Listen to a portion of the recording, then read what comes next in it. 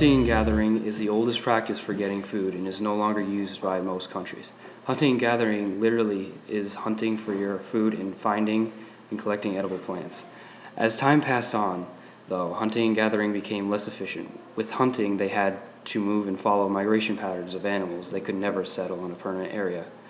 Also, it never provided enough food for a large population because it never was guaranteed to kill an animal. This restricted them to small population, so they could no longer afford to lose anyone to sickness or death from hunting. With plant gathering, it was not a guarantee that the plants were not poisonous and did not offer a lot of calories or energy, which means they would need a lot of food. This led to the Neolithic Revolution, which was the change from hunting and gathering to farming. Farming is the most widely used practice of getting food. It is still used today by most countries and is one of the most effective ways of getting food. Farming is a domestication of plants and animals like corn and cows. Farming can grow more food without risking health and safety that could support a larger population. This led to hunting and gatherers dying out because the farmers had larger amounts of land to protect. So, hunter-gatherers either became extinct or they were forced to convert to farming. Farming led to civilizations developing because they could support larger populations and did not have to move all the time.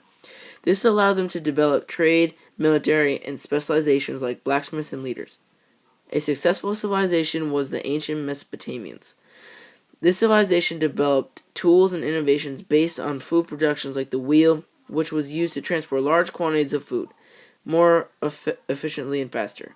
Also, irrigation canals, which are waterways dug from a water source to certain areas like crop fields. This was developed because of water shortages and little rainfall in the desert where ancient Mesopotamia was located.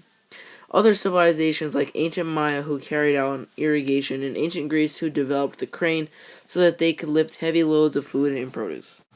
Geographical luck is a certain place that has all the resources for living in developed agriculture civilization, such as the right kind of farm animals, perfect climate, and rich soil and land to farm. When a country has a good geographic area, it allows people to specialize in their jobs because one farmer can produce more, so they don't need as many farmers, and they can flourish in technology and become more developed. A good geographical place, for example, is the Fertile Crescent. Because their soil was good and it had good domesticatable animals, because the animals were easy to tame, a good size to food production, they were able to reproduce fast, and they were herbivores, so they were easy to keep up with on feeding. Since the Fertile Crescent was located east to west, it allowed their innovations to spread to Europe. That's why the food production in Eurasia was literally the same. Because of the climate, daylight, and the elevation are all very similar. A bad example is Africa because the soil was bad. They had poor domesticable animals because they didn't like humans. They were a mix of herbivores and carnivores. They did not reproduce fast and they were too big. Lastly, the climate was too hot for growing crops.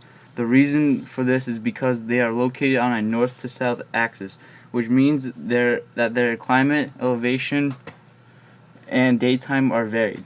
Geographical luck determines how developed the country is and how powerful it is.